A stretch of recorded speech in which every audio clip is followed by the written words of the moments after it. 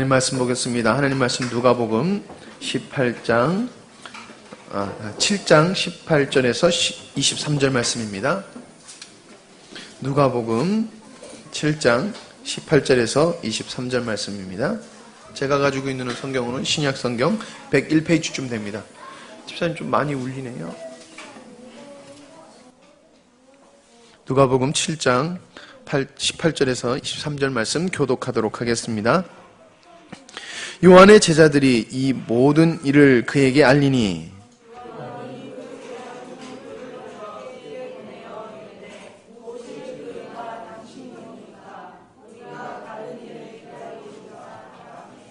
그들이 예수께 나아가 이르되 세례 요한이 우리를 보내어 당신께 여쭈어 보라고 하기를 오실 이가 당신이오니까 우리가 다른 일을 기다리오니까 하더니 하니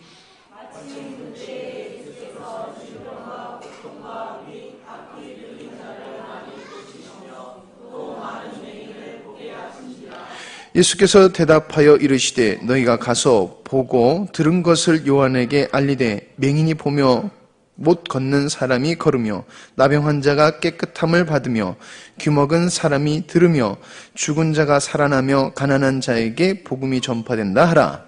누구든지 나로 말미암아 실족하지 아니한 자는 복이 있도다 하시니라. 아멘. 이 제목을 한번 나눠볼까요? 실족지 않는 신앙. 예, 실족지 않는 신앙.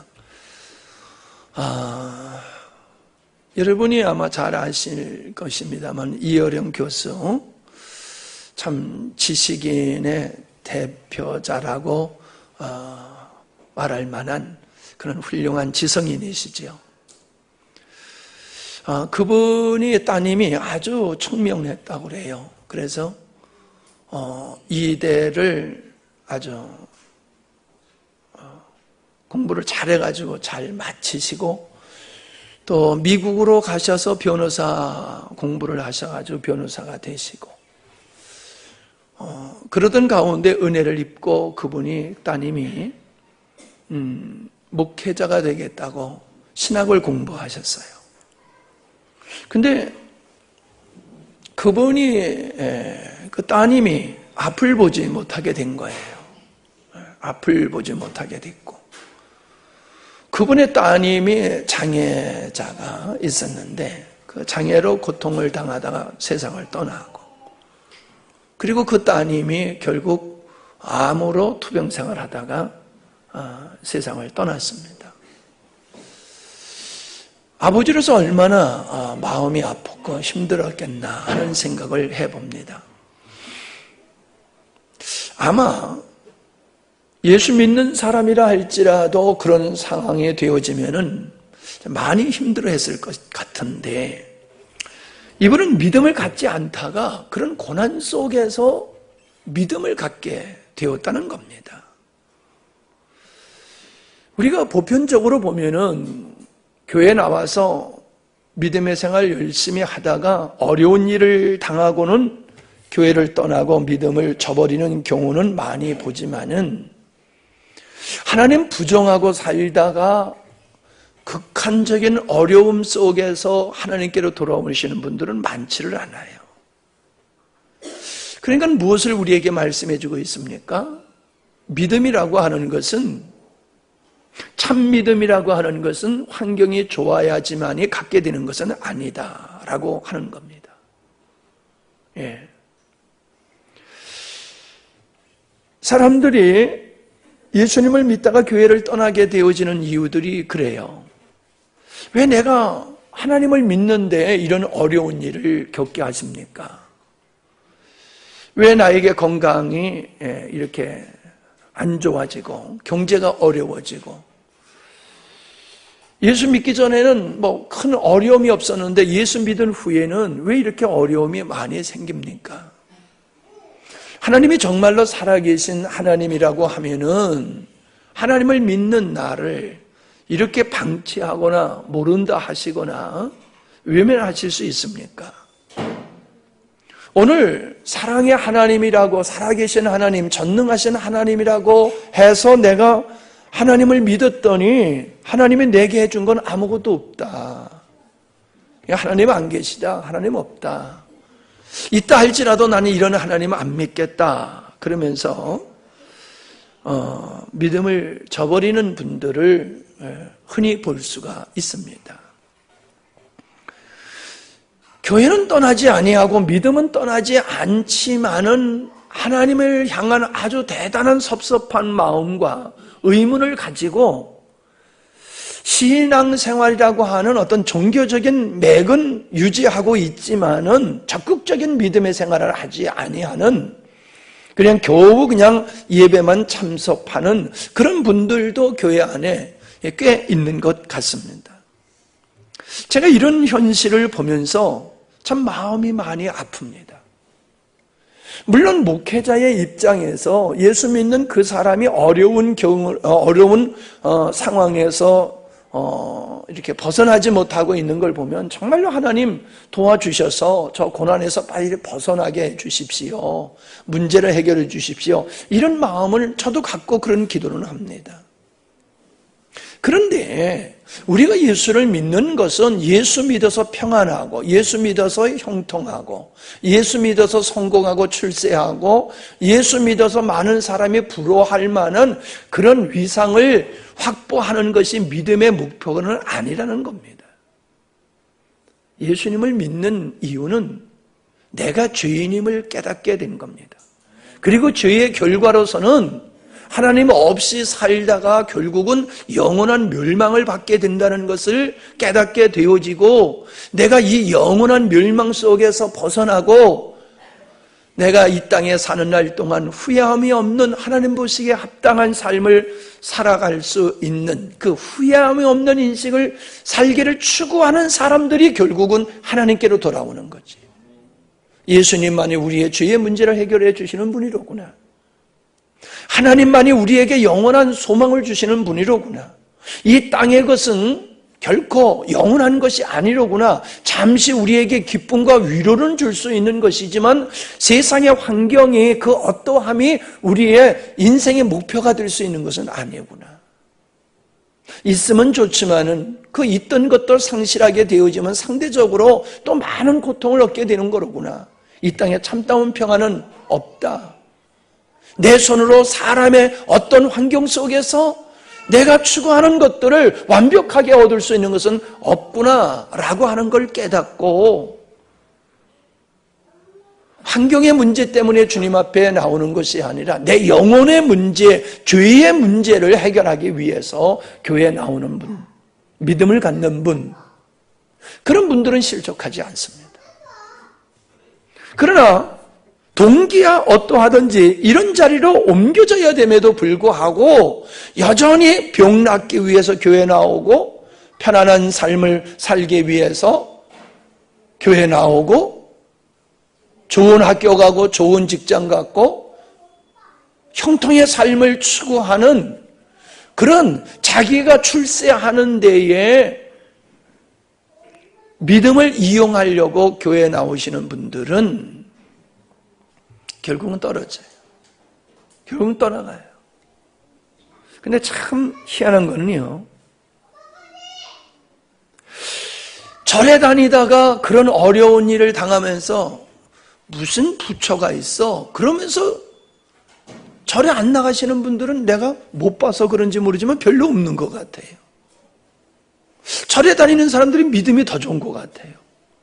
그분들은 절에 다니면서 어려움이 있어도 부처님 나 왜 안 도와줘? 그런 소리 안 하더라고요.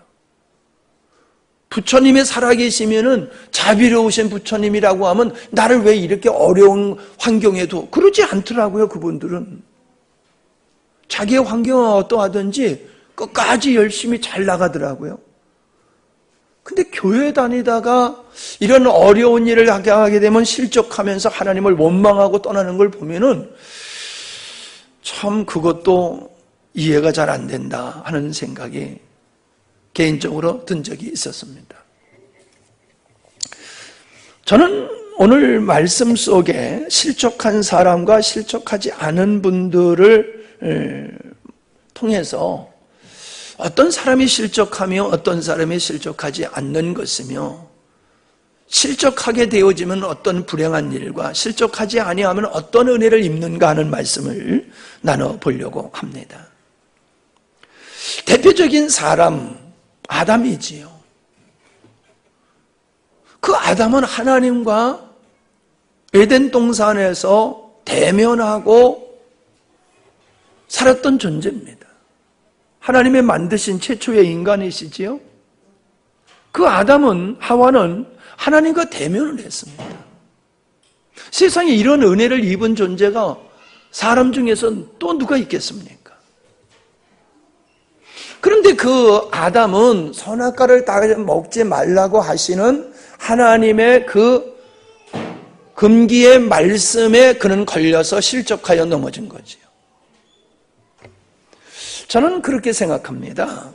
아담이 하와가 선악과를 따먹으라고 하는 마귀의 유혹에 넘어갔다고 그러는데, 마귀의 유혹에 넘어갈 수밖에 없었던 이유는 아담과 하와의 마음속에 하나님에 대한 불신이 있었기 때문이라고 생각합니다.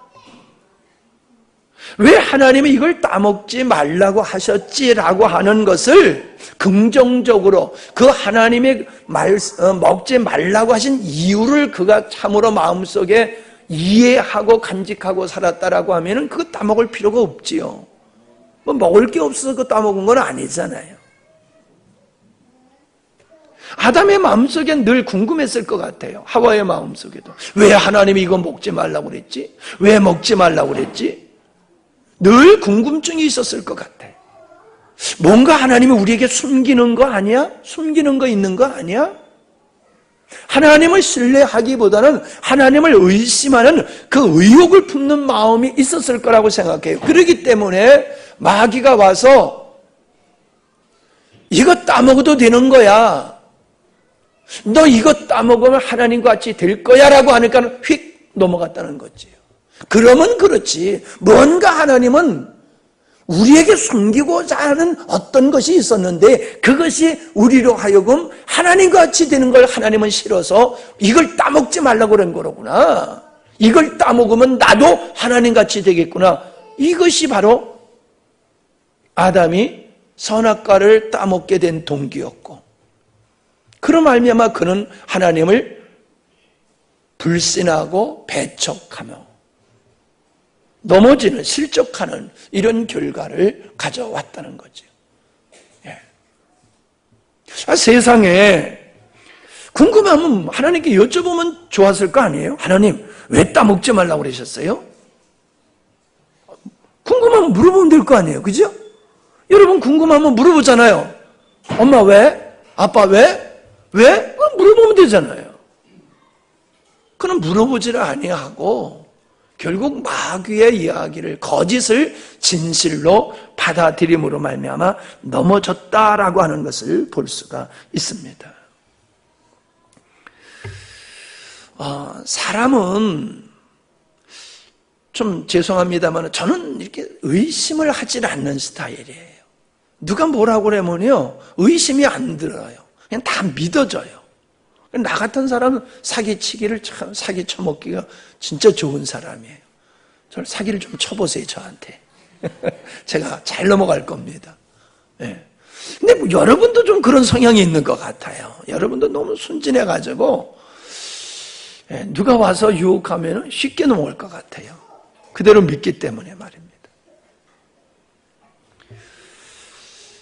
믿음의 사람은 모든 것을 믿음의 차원에서 보기 때문에 하나님의 말씀이 시험에 말씀이 되지를 않아요. 근데 육신의 입장에서 하나님의 말씀을 대하면요 이해가 안 돼요. 아담이 하나님께 의혹을 품을 수 있었던 것과 같이 육의 사람들은 하나님의 말씀에 대해서, 아니 하나님의 존재에 대해서 언제나 의혹을 품지 완벽한 신뢰하는 마음은 갖지 않더라라고 하는 겁니다. 우리가 하나님을 믿는다고 하는 것은 100% 믿어야 되는 거지 90%만 믿어도 되는 게 아닙니다. 95%, 99%만 믿고 1%는 안 믿어도 되는 게 아니에요. 하나님을 향해서는 100% 믿고 100% 신뢰해야 되는 것입니다. 아멘이지요. 사람들은 하나님을 사랑의 하나님이라고 믿지 않습니다. 실족한 사람들은요. 하나님을 선하신 하나님이라고 믿지 않습니다. 왜냐하면 구약에 보니까는 세상의 하나님은 너무나 잔인하고 불공평한 하나님이다. 그렇게 보인다는 거예요. 왜? 잘 살고 있는 7 족속을 갖다가 하나님께서 그들을 이스라엘 백성들에게 그 땅을 주지 않냐는 거예요. 다 쫓아내버리고, 다 죽여서 쫓아내버리고, 그리고 그 땅을 주지 않았냐. 그런 폭군, 그런 악한 하나님이 신이 어디 있느냐. 그런 악한 신이라고 하면 나 믿지 않겠다. 그런 말씀을 하시는 분들을 만나봅니다. 그런데 우리가 신명기 9장 4절로 5절의 말씀에 보면은 하나님께서 이스라엘 백성들이 아주 훌륭하고 이뻐서 그 땅을 그에게 준 것도 아니고요. 그리고 그 가나안 7 족속은 그냥 아무런 문제가 없는데 하나님께서 그들을 죽이고 쫓아낸 게 아니라는 거예요. 여기 말씀해 보면은 이 민족들이 악을 행함으로 말미암아 네 하나님 여호와께서 그들을 네 앞에서 쫓아내심이라. 심판하셨다는 거예요. 누굴 통해서? 이스라엘 백성들을 통해서. 악한 가나안 7 족속들을 심판했다는 거예요. 그들은 바벨론 그 바알신을 섬기는, 태양신을 섬기는 그 무리들이에요. 그렇기 때문에 그들은 문화 자체가, 종교 자체가, 신앙 자체가 하나님을 대적하는 그런 문화와 삶을 살고 있었다는 것이죠. 그 결과 그들은 부패할 수밖에 없었고, 그래서 하나님은 그들을 심판하신 거라는 거예요. 하나님은 사울 왕에게 아말렉을 생명 있는 존재는 다 죽여라. 군인만 죽이는 게 아니라 남녀노소 짐승까지 생명 있는 건 다 죽여라 그랬습니다. 여러분, 이렇게 잔인한 하나님이 어디 있습니까? 어린 아이들이 무슨 죄가 있다고 그 어린 아이들을 그렇게 죽이라고 하느냐, 이렇게 충분히 생각할 수가 있습니다. 근데 하나님께서는 사무엘상 15장의 말씀에 보면은 내가 그들을 죽이라고 하는 것은, 그들을 멸하라고 하는 것은 내 백성이 애굽에서 나올 때에 그들이 하나님을 대적하고 그들의 길을 막았던 것, 내가 그것을 지금 심판하는 것이다. 그렇게 말씀하고 있습니다. 또 그렇게 반문할 수 있죠. 그러면 그때 그 사람들만 죽이지 그 후손들인, 그 자후손들이 무슨 잘못이 있길래 그들을 죽이느냐, 이렇게 또 심판하느냐라고 생각할 수 있을 것입니다. 그러나 그 자녀들도 그 아비와 그 조상들의 악한 길을 계속해서 동일하게 걷고 있기 때문에 하나님은 그들을 심판하시는 것이라는 거예요. 우린 노아 홍수, 소돔 불로 유황으로 심판하는 거 잘 압니다. 근데 여러분, 그 심판 속에 뭐가 있습니까? 하나님의 자비하심이 있습니다. 하나님이 오래 참고 기다리시는 것이 있습니다. 120년 동안 하나님은 돌아올 수 있는 기회를 주셨습니다. 롯을 통해서 소돔성에 있는 백성들이 그 성을 떠날 수 있는 길도 열어주셨습니다. 근데 그들은 그 길을 선택하지 않았습니다. 무두셀라가, 지난번 우리 말씀 나눴죠? 무두셀라가 969세를 살도록 하신 것은 그가 죽는 그때가 심판때라고 하는 이 정한 시기 속에서 한 사람이라도 더 회개하고 돌아오게 하기 위해서 969년을 하나님은 기다리셨지만은 돌아온 무리들은 노아 한 사람밖에 없었다는 거예요. 그래서 우리는 하나님의 심판의 정당성을 볼 수 있고, 하나님의 심판 속에서도 하나님은 자비하심과 긍휼하심이 담겨져 있다라고 하는 것을 우리는 볼 수 있습니다. 우리는 가룟 유다를 통해서 실족한 예를 우리가 또 생각해 볼 수 있습니다. 예수님의 제자가 되어서 3년 동안 예수님과 함께 동고동락을 했지요. 예수님의 말씀을 들었고 예수님이 행하시는 모든 기사와 표적을 유다는 다 보았습니다. 특별히 회개를 맡았습니다. 돈을 만났다네요. 공적 자금. 돈을 관리하는 그런 신임까지 예수님께 받았습니다. 그러한 유다가 결국 자기 선생님, 그렇게 자기에게 사랑을 베푸시고 총애를 하신 그 선생님 예수님을 배반하고 팔아버렸다는 거예요. 꽤 실족한 거지요. 아니, 아담이 그런 것과 같이 이 유다도 하나님이신 예수님, 그분과 함께함으로 그분의 말씀을 듣고 그분의 행하시는 모든 걸 보면서 예수님의 인격을 볼 수 있죠. 예수님의 성품을 볼 수 있죠. 예수님의 능력, 하나님 되심을 누구보다도 아주 측근에서, 가까이에서 3년 동안이나 본 사람이에요. 그러면 다른 사람은 몰라도 이 유다만큼은 그 예수님을 끝까지 쫓아야 되는 거 아니에요? 그런데 유다는 예수님을 돈 30에 팔아버렸다는 거예요. 말도 안 되는 거지 않습니까? 그가 왜 예수님을 팔아버렸을까요? 그는 헤롯 당원으로서 무장으로서 독립을 쟁취하려고 하는 아주 뜨거운 가슴을 가진 무리들에 속했던 사람입니다. 그러니까 그는 예수님을 따르는 데 있어서 다른 제자들도 마찬가지였지만 누구보다도 예수님께서 왕의 왕이 되셔서 정치적으로, 군사적으로, 경제적으로 자기 민족을 독립시켜주고 독립하게 되어지면 자기가 한 자리 할 걸 기대하고 예수님을 쫓았다는 거예요. 자기 목적을 이루기 위한 성취하기 위한 수단으로서 예수님을 선택했다는 거예요. 근데 이 양반들이 죽겠다는 거예요. 죽는 게 뭐예요? 왕이 돼 있어서 우리 민족의 수건을 해결해주고 내가 모든 걸 버리고 당신을 쫓았으니 한 자리 줘야 되는 게 아니냐는 거예요. 정치도 그렇잖아요. 대통령 되는데 밀어준 사람 한 자리씩 다 나눠주잖아요. 그거 말한 거예요, 그거. 한 자리 얻기 위해서 예수님을 쫓았는데, 예수님이 죽는데, 그러면 내 여태까지 희생하고 주님 쫓은 이걸 어떻게 보상받아? 그러니까 내가 당신을 팔아서라도 내가 지금까지 손실 본 거 만회해야 되겠다. 그런 계산이 빨리 돌아간 거 아니겠어요? 죽기 전에 얼른 팔아버렸잖아요. 죽은 시체가 무슨 돈이 나가요? 죽기 전에 얼른 팔아버려야지. 몇 푼이라도 건지지. 머리가 잘 돌아가잖아요. 잽싸게 예수님을 팔아버리고 한미적 챙겼지 않냐 이 말이에요. 여러분, 이런 예수님을 자기 인생의 디딤돌로 삼은 거예요. 예수님을 강력한 후원자로 그는 삼은 거예요. 알라딘 램프에서 나온 요정과 같이 이분이라고 하면 나의 모든 소원을 다 들어줄 수 있는 분으로 그분을 선택한 거예요. 그분은 그런 능력이 있는 하나님이셨지만 그 일을 하려고 오신 게 아니지요. 그 혜택을 주려고 유다를 선택한 게 아니지요. 주님이 유다를 선택한 것과 정반대의 기대를 가지고 있었기 때문에 그는 실족할 수밖에 없었고 아주 불행한 자리에 그는 떨어질 수밖에 없었던 거잖아요.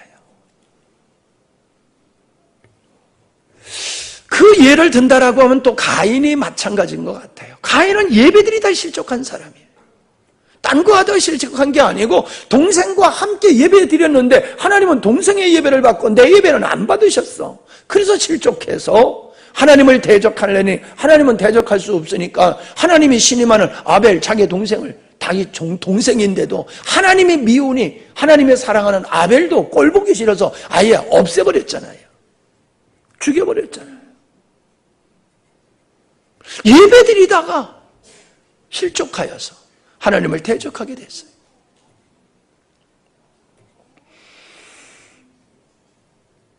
내가 예배를 이렇게 드렸으니까, 내가 이렇게 헌금을 했고, 내가 이렇게 헌신을 했으니까 하나님은 누구보다도 나를 총애해 주시고 나를 지원해 주시고 나를 축복해 주셔야 대한 기대를 갖는 사람은 실족합니다. 예배는 은혜 받은 자로서 하나님 앞에 신앙 고백과 영광 돌리는 차원에서 드려지는 것이지 예배가 내가 하나님께 축복받는 수단이 될 수 있는 게 아니에요. 헌금을 한다, 헌신을 한다. 이것이 내가 누구보다도 하나님 앞에 더 인정받고 각별한 하나님의 사랑을 받는 조건으로서 행하는 것이 아니에요. 근데 가인은 그렇게 한 거예요. 지금도 많은 사람들이 그렇게 예배를 드리고 있어요. 하나님, 내가 그렇게 새벽기도 했는데, 그렇게 내가 주일 성수했는데, 그렇게 헌신했는데 왜 나를 안 도와주십니까? 아니, 예수 안 믿는 저 사람들은 가만히 있어도 저렇게 승진 잘하고 출세하고 결혼도 잘하고 떵떵거리고 사는데 하나님 믿는 나 왜 이렇게 어렵게 만드십니까? 왜 안 도와주십니까? 이런 기도할 필요 없고 이런 예배 드릴 필요도 없다. 그러면서 넘어지시는 분들이 얼마나 많습니까? 그래도 지옥 있는 건 아니까는 지옥 가기 싫으니까 그냥 교회는 다니는 정도. 저는 이런 분들이 교회 안에 아주 많다고 저는 생각을 합니다. 예, 참으로 안타까운 것입니다. 우리는 종교적인 행위를 자기 의로 삼아서 하나님께 뭔가 얻어내려고 하는 수단으로 삼고 살아가는 사람들이 바리새인이라고 우리는 알고 있습니다. 그런 윤리와 도덕적으로 아주 깨끗하게 산 사람들입니다. 나는 다른 사람들 곧 토색, 불의, 간음을 하는 자들과 같지 아니하다. 얼마나 깨끗하게 살았습니까? 얼마나 정직하게 살았습니까? 도덕과 윤리적으로, 경제적으로 그는 남에게 피해를 주지 않았다는 겁니다.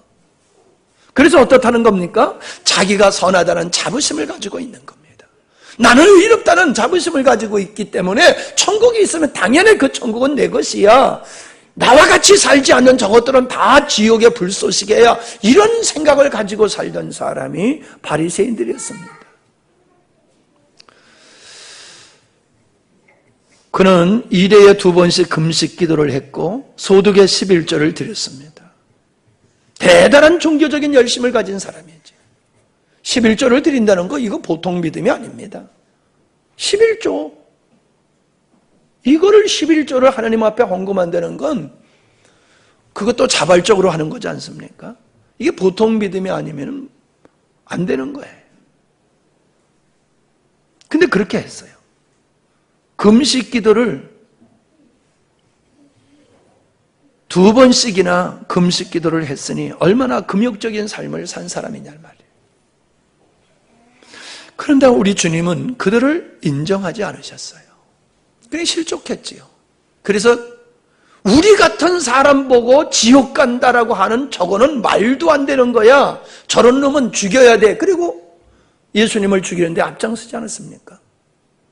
자기가 의롭다고 생각하는데 자기가 축복을 받으면 당연히 제일 먼저 가장 많이 받아야 할 대상이 자기들이라고 생각하는데 그걸 인정해 주지 아니하니까는 실족하여 넘어져서 되려 예수님을 죽이는 자리에 앞장섰잖아요. 여러분, 그런 사람들이 오늘 교회 안에 없습니까? 왜 목사님을 향해서 그렇게 갑자기 돌변해가지고 적대적인 모습을 보이고 안티 세력이 되어가지고 교회를 갖다가 그렇게 음해하고 하는 사람들로 바뀌어집니까? 인정해주지 않으니까 그러는 거예요. 목사님한테 인정받으려고 하는데 인정 안 해줘.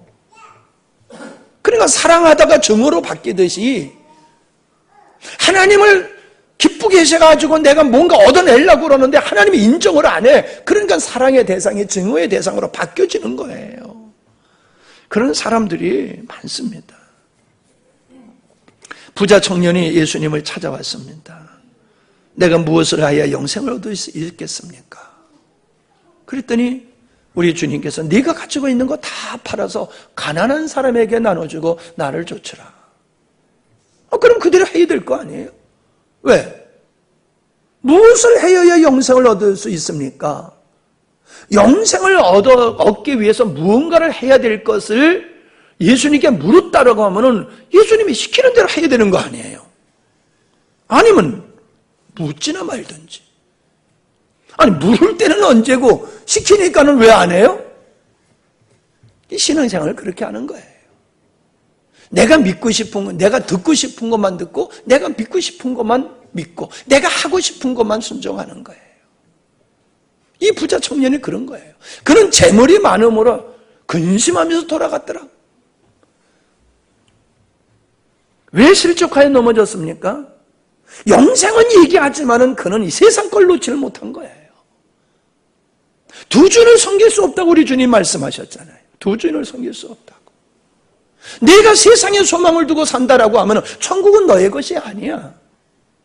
네가 정말로 영생에 대해서 관심을 가져? 그럼 너 세상에 대해서 끈을 놓아. 마음을 비워. 너 그것 바라보면서 천국까지 가겠다고? 그건 바른 자세가 아니야. 주님께서 그걸 지적해 주는 거지요. 정말로 뭐 다 팔아가지고 어떻게 하라는 얘기가 아니라 그의 전국을 찌른 거지요. 그의 숨겨져 있는 마음을 주님께서 들춰낸 거지요. 가증스러운 자기를 의롭게 생각하는 그 자기 의에 빠져있는 젊은이의 마음을 주님께서 뒤집어 버린 거지요. 네가 의롭다고 생각해? 율법을 다 지켰어? 웃기지 마. 너는 세상에 매여 있는 자야. 너는 지옥의 백성이야. 그걸 폭로하신 거지요. 오늘도 많은 사람들은 하나님의 복음에 외면을 합니다. 윤리적인 얘기, 도덕적인 얘기, 시사적인 얘기하면 다 좋아합니다. 그러나 복음을 얘기하면서 당신 자신을 부인하고 하나님을 목적으로 하고 사세요. 그러면 다 실족하여 넘어집니다. 다른 건 다 좋은데 그건 안 돼요. 안 되는 게 아니지요. 못하는 거지요, 자기가. 내가 왜 예수를 믿어요? 잘 되려고 예수 믿는데 나를 부인하라고? 난 그런 예수는 못 믿겠어요. 그게 오늘날 성도들의 믿음의 모습인 것 같아요. 그렇지 않습니다. 기독교는 하나님을 믿어서 내가 강화되는 게 아니라 하나님을 믿음으로 말미암아 내가 쪼그라들고 내가 죽어야 되는 겁니다. 그걸 통해서 우리는 하나님을 만나고 하나님을 얻고 하늘에 속한 신령한 것을 이 땅에서 누리면서 하나님의 백성답게 우리는 살 수가 있는 거예요. 세상을 이기는 자가 힘과 능으로 이기는 게 아니잖아요. 믿음으로 이기는 거잖아요. 믿음으로 이기는 것은 자기를 부인하지 아니하면 안 돼요. 내가 가장 강할 때가 언제냐? 주님의 손에 있을 때예요. 주님의 손에 있을 때가 내가 가장 강한데 그 주님의 손에 있기 위해서는 내 자신을 부인해야지만이 돼요. 나를 살려놓고는 우리가 주님의 손 안에 거할 수가 없다라고 하는 것입니다.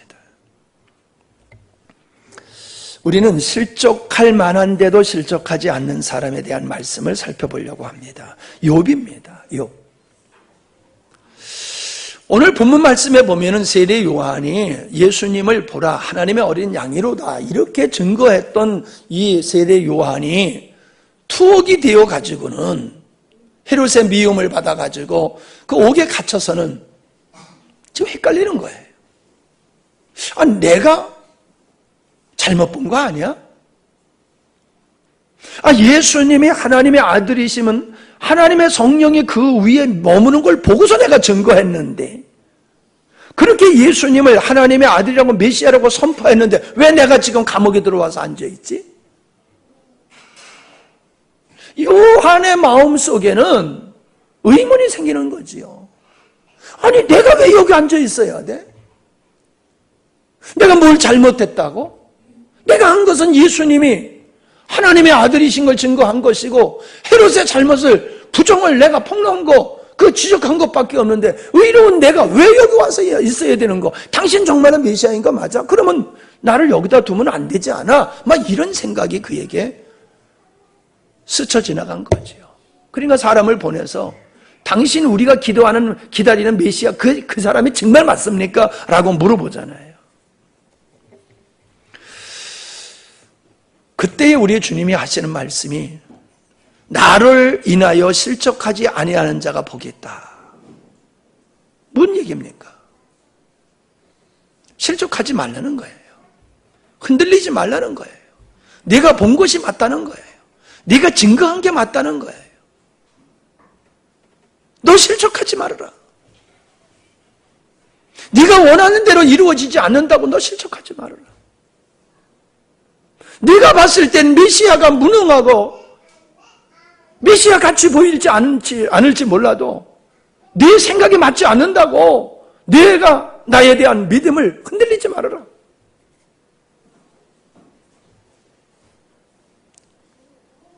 예수님의 행하시는 일을 보고 실족하지 말라는 거예요.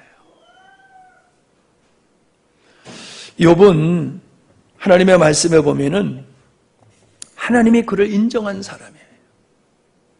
하나님이 그를 인정했는데 욥기서 1장에 보면은요. 1장 1절에 보면은 우스 땅에 욥이라는 사람이 살고 있었다. 그는 진실하고 정직하며 하나님을 두려운 마음으로 섬기고 악을 멀리하는 사람이었다. 8절에 보니까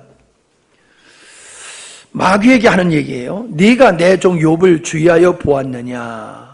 그처럼 신실하고 정직하며 나를 두려운 마음으로 섬기고 악을 멀리하는 사람은 세상에 없다. 욥만큼 정직하고 신실하고 하나님을 두려움으로 섬기는 사람은 없다. 그렇게 하나님이 인정하세요. 욥기 2장 3절에 보면은 그가 큰 고난을 당했을 때에 동일한 그런 말씀을 하고 있음을 보게 됩니다. 이러한 욥에 대한 하나님의 신뢰는 그가 고난을 당했을 때에 그가 보인 행동을 통해서 우리의 하나님이 욥을 정말로 제대로 보셨구나라고 하는 것을 우리가 알 수가 있습니다. 그는 약대가 14,000마리, 아니 양이 14,000마리, 양이 6,000마리, 소가 1,000마리, 암낙이 1,000마리. 최종화 집사님, 이만한 농장 가지고 있으면은 돈 얼마나 될까? 이런 농장을 가지고 있으면은 꽤 부자지요? 예, 지금 시대도 꽤 부자일 거예요. 거기다가 아들이 7, 딸이 3. 근데 마귀가 하나님이 욥을 인정하니까 에이 하나님이 그를 축복해 주시니까는 그가 하나님 섬기는 거지요. 하나님 주신 축복을 싹 걷어가면은 그가 하나님 저주할 겁니다. 그러니까 하나님이 내기할까? 그럼 한번 해봐. 네 마음대로 한번 해봐. 그랬더니 마귀가 사탄이 이 이방인들을 보내가지고 종도를 죽이고 재물을 싹 가져가고 하늘에서 불이 내려가지고 태워 죽이고 자녀들이 모여서 연애를 하고 있는데 광풍이 불어가지고 집이 무너져가지고 자녀 10명이 한꺼번에 몰살돼서 죽어버렸습니다. 이게 졸지에 한꺼번에 닥친 거예요. IMF 때 많은 사람들이 자살을 했잖아요. 돈 좀 잃었다고. 근데 돈만 잃은 게 아니란 말이에요. 10명의 자녀들도 다 잃어버렸단 말이에요. 근데요, 뭐라는 줄 알아요? 욥기 1장 20절로 22절에 종들이 와서 보고를 하니까 그러자 욥은 일어나 자기 옷을 찢고 머리털을 밀고 땅에 엎드리어 하나님을 원망하더라. 아니에요. 하나님을 경배하더라. 이렇게 말했어요. 내가 태어날 때 아무것도 가져온 것이 없었으니 죽을 때에도 아무것도 가져가지 못하리라. 주신 자도 여호와시요 가져가신 자도 여호와시니 여호와의 이름이 찬양을 받으시길 원하노라. 이 모든 일을 당하고도 욥은 범죄하거나 하나님을 원망하지 않았다. 그렇게 기록되어 있습니다. 그러니까 하나님 승, 마귀 패 이렇게 된 거예요. 근데 마귀는요 끝까지 달려들어요. 아이고 그래도 하나님이 남겨주신 게 있잖아요. 그의 건강, 그의 몸을 쳐버리십시오. 침다라고 하면 틀림없이 욥은 하나님을 부정할 겁니다. 그러니까 하나님께서 그래? 걔 생명에만 손대지 마라. 그리고 너 마음대로 해봐. 그랬더니 마귀가 욥의 몸에서 발끝부터 머리에 정수리까지 흔디가 나가지고 얼마나 가려운지 기왓장으로 긁으면서 제위에서 뒹구르는 이 고통을 당하게 된 거예요. 말이 쉽지요. 우리가 이런 경험을 안 해보니까. 예? 제가 환장이라는 말 뜻을 제가 이해한 적이 있었어요. 허리가 아파가지고 옮겨 두르놓고 싶은데 옮겨 두르놓을 수가 없는 거예요. 허리가 아파가지고. 옮겨 두르놓고 싶은데 못 옮겨, 이 몸을 옮길 수가 없으니까 환장하겠더라고요. 환장하겠더라고요, 진짜. 근데 그때 환장이라는 말 뜻을 그때 진짜 이해를 했어요. 환장하겠더라고. 잘 모르지? 예, 그런 경험을 해봐야지 환장이라는 게 이런 거로구나 하는 걸 느낄 거예요. 환장하겠더라고요. 요셉이 그런 극한스러운 그 극한적인 환경 속에서 고통당하는 것을 보면서 아내가 뭐라고 그랬는 줄 압니까? 예. 이제 주의 손을 펴서 그의 살과 뼈를 한번 쳐보십시오. 그러면 당장 그가 정면으로 주를 저주할 것입니다. 하나님이 좋다. 네가 그를 네 마음대로 하여라. 그러나 그의 생명만은 해하지 말아라. 그래서 사탄은 여호와의 앞에서 물러가 욥을 쳐서 그의 발바닥에서부터 머리끝까지 악성 종기가 나게 하였다. 욥이 제 가운데에 앉아서 기어와 조각을 가져다가 자기 몸을 긁고 있는데 그의 아내가 와서 말하였다. 당신이 이래도 진실을 고수할 셈이요 하나님이나 저주하고 죽으시오. 그러나 욥은 이렇게 대답하였다. 당신의 말은 어리석은 여자의 말과 같소. 우리가 하나님께 복도 받았는데 재난을 당하지 말라는 법이 있겠소? 이 모든 일을 당하고서도 욥은 입술로 하나님을 범죄치 아니하였다. 하나님이 보증할 만한 믿음을 가지고 있잖아요. 여러분, 어떻게 이게 가능합니까? 욥은 하나님을 신뢰한 거예요. 하나님의 사랑, 하나님의 신실하심, 하나님의 의로우심, 하나님의 선하심. 비록 지금 내가 처해 있는 환경은 하나님이 완전히 나를 외면하고 계시고 나를 버린 것 같은 상황이라 할지라도 아니라는 거예요. 하나님은 틀림없이 나를 사랑하고 계신다. 이건 변함이 없다. 할렐루야. 저도 인생을 걸어오면서 고난을 겪을 때마다 이 믿음으로 이겼던 거예요. 사람들은 제가 고난이 없이 인생을 살고 있는 줄 알아요. 어찌 보면 어떤 목사님보다도 제가 많은 고난을 겪었던 것 같습니다. 그 고난을 이길 수 있었던 것은 하나님에 대한 신뢰 때문에 이해할 수 없지만 그 하나님에 대한 신뢰예요. 찬송가 549장 내 주의 뜻대로 행하시옵소서. 이 찬송을 가사를 지으신 목사님이 슈몰크 목사님이라 하시는 분이에요. 549장 내 주여 뜻대로 행하시옵소서. 온몸과 영혼을 다 주께 드리니 이 세상 고락간 주인도 하시고 날 주관하셔서 주 뜻대로 하소서. 내 주여 뜻대로 행하시옵소서. 큰 근심 중에도 낙심케 마소서. 주님도 때로는 울기도 하셨네. 날 주관하셔서 뜻대로 하소서. 내 주여 뜻대로 행하시옵소서. 내 모든 일들을 다 주께 맡기고 저천성 향하여 고요히 가리니 살든지 죽든지 뜻대로 하소서. 여러분, 이 찬송의 가사를 언제 썼느냐? 신방하고 사모님하고 신방하고 전도하고 돌아왔더니 집이 불타버렸어요. 집만 불탄 게 아니에요. 두 아들이 거기서 타 죽어버렸어요. 여러분, 이런 끔찍한 고난을 이 목사님이 겪은 그 자리에서 하나님 앞에서 쓴 가사가 이거예요. 미치고 환장할 환경 속에서 그는 흔들림이 없이 내 주여 뜻대로 행하시옵소서. 큰 근심 중에도 낙심치 않게 하소서. 난 이런 분의 믿음을 보면 난 믿음도 아니야. 참, 난 믿음도 아닌 거 가지고 폼 잡고 있는 것 같아. 예? 우리 믿음이 꽤 괜찮은 것 같은 생각을 가지고 살지요.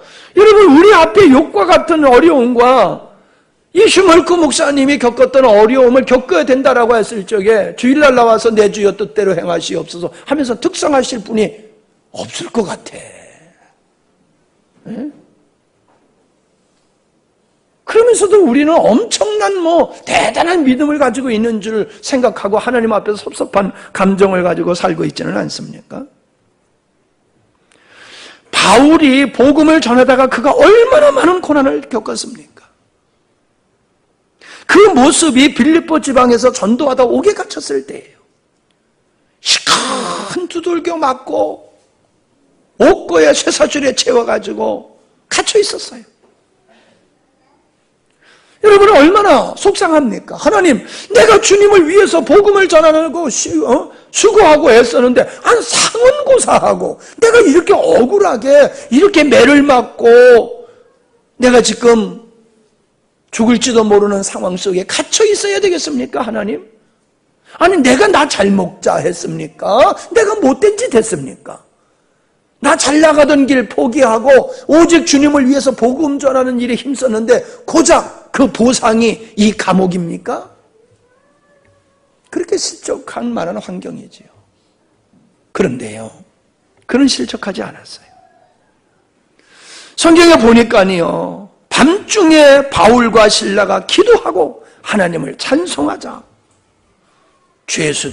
다른 죄수들이 그걸 들었다라고 얘기를 하고 있어요. 실족지 않았다는 거예요. 실족지 않았다는 거예요.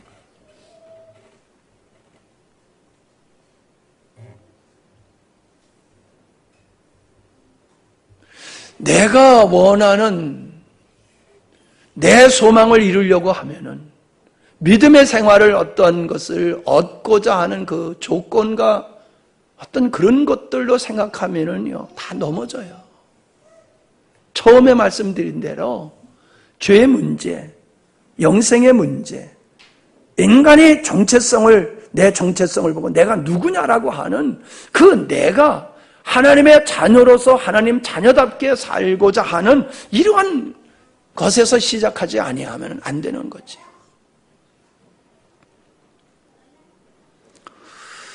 다윗은 하나님의 기름 부음을 받은 사울을 죽일 수도 있는 기회가 왔었지만 죽일 수가 없었어요. 하나님이 세우신 종이기 때문에. 그러니 하나님이 다윗에게 은혜를 베푸셔야 되는 거 아니에요. 그런데 반대였어요. 살려주니까는 더 죽이겠다고 날뛰는 거예요. 살려줬더니 죽이겠다고 더 날뛰는 거예요. 하나님, 내가 말씀에 순종하여 죽일 수 있는데도 살려줬으니 하나님 나에게 평강을 주셔야죠. 어떻게 더 지독하게 나를 더 죽이려고 집요하게 쫓아다닙니까? 하나님, 내가 말씀대로 순종할 이유가 못 있습니까? 여러분, 실족될 수 있는 거예요. 근데 다윗은 실족하지 않았어요. 4대 교회에 보면은 살았다는 이름은 가졌으나 죽은 교회다라고 말하고 있어요. 교회가 교회답지 못했다는 거예요. 이름만 있지 실상은 믿음을 하나도 없는 교회였어요. 그런데 보니까요, 그 속에도 믿음을 지키며 흰옷을 입은 자들이 있었다는 거예요. 서문화 교회를 보면요, 서문화 교회가 환난과 궁핍 중에 있었어요. 왜? 믿음을 따라 살았기 때문에. 믿음을 따라 살다 보니까 환난과 궁핍을 당하게 돼 있어요. 설상가상으로 하나님은 10일 동안 너희들이 환난을 당할 것이다, 이런 말씀을 하세요. 그런데요, 그 다음에 뭐라고 말씀하시는 줄 알아요? 죽도록 충성하라. 어떤 상황 속에서 죽도록 충성하라는 거예요? 환난과 궁핍과 큰 환난이 올 터인데 그 환난 속에 너는 죽도록 충성해야 돼. 아이고, 이런 하나님 믿고 싶어요? 이렇게 권면하면 당신이나 믿으세요. 난 그러나 하나님 못 믿겠으다. 그리고 도망갈 만하잖아요. 하나님은 우리에게 세상적인 것을 보장해 주면서 충성하라고 하지 않으세요. 깝깝하고 답답하고 힘들고 어려운 환경을 예고하면서 너 그래도 죽도록 충성해야 돼. 이렇게 말씀하세요. 여러분, 뭔가 가슴에 다가오지 않습니까? 우리는 하나님이 나에게 소원 들어줘야 되고 내 기도를 들어줘야 되고 은혜를 태산같이 부어주는 상태에서 죽도록 충성을 생각하지, 환난과 핍박 속에서 고난 속에서 죽도록 충성하라는 말씀이 아멘으로 다가옵니까? 우리가 세상 것을 바라보면 실족하게 되어 있어요. 자, 이제 말씀을 마치겠습니다. 여러분이 믿음의 생활을 하시다가 하나님 이루실 수 있어요 라는 생각이 들 때가 있을 거예요. 하나님 이루실 수가 있어요? 사랑의 하나님이라고 하면서, 은혜의 하나님이라고 하면서, 전능하신 하나님이라고 그러면서 이루실 수 있어요? 이런 생각 들 때 다 찾아보세요. 이사야서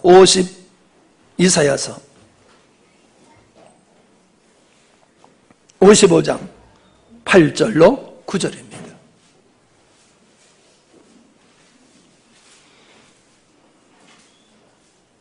이사야서 55장 8절로 9절 다 찾으셨어요? 시작. 이는 내 생각이 너희 생각과 다르며 내 길은 너희 길과 다름이니라. 여호와의 말씀이니라. 이는 하늘이 땅보다 높음같이 내 길은 너희 길보다 높으며 내 생각은 너희 생각보다 높음이니라. 아멘. 인간의 생각과 하나님의 생각은 다르다는 거예요. 인간의 생각은 땅의 것을 추구하고 썩어져 갈 것을 추구하지만은 하나님의 생각은 영원한 것에 있다는 거예요. 하나님의 생각의 폭이 인간과 얼마나 차이가 있는지, 하늘과 땅 같은 차이가 있다. 그러니 뭐 어쩌자는 거예요? 하나님 신뢰하라는 거예요. 하나님 신뢰하라는 거예요. 하나님께 맡기고 하나님께 순종하라는 거예요. 그래야지 선하신 하나님께서 너를 온전한 자로 만들어 가신다는 거예요. 하나님의 뜻대로 우리를 만들어 가신다는 거예요. 아멘. 여러분은 하나님 작품이 되기를 원하십니까? 아니면 여러분 스스로 만드는 인생이 되고 싶습니까? 하나님이 만든 작품만이 영원한 거예요. 하나님이 인정하지 않는, 하나님을 떠나서 자기 스스로 자기 인생을 만들어가는 건 더 불타 없어질 것이라는 거예요. 성경은 분명히 하나님은 우리에게 말씀하세요. 너의 길과 내 길이 다르다. 너의 생각과 나의 생각이 다르다. 너의 생각을, 너의 길을 내려놓고 나를 신뢰하고 내게 맡기고 나를 따르라. 할렐루야. 그러한 모든 하나님의 귀한 자녀들이 되시기를 주의 이름으로 축원합니다. 하나님 아버지, 세례 요한이 흔들려 사람을 보냈을 때에 나로 인하여 실족지 않는 자가 복이 있다고 하신 말씀은 세례 요한에게 흔들리지 말라고 하는 말씀인 줄 압니다. 인간적인 관점에서 보면은 우리는 흔들릴 일들을 많이 경험합니다. 하나님은 사랑의 하나님, 신실하신 하나님, 선하신 하나님, 의로우신 하나님을 믿고 어떠한 경우에도 우리의 마음이 흔들리지 않도록 우리가 우리의 스스로의 마음을 다잡고 주께 속함으로 끝까지 나가게 하여 주시옵소서. 흔들린 자를 붙잡아 주시고 실족된 자들을 일으키셔서 주 앞으로 힘차게 나올 수 있도록 은혜 베풀어 주옵소서. 예수님의 이름으로 기도하옵나이다. 아멘.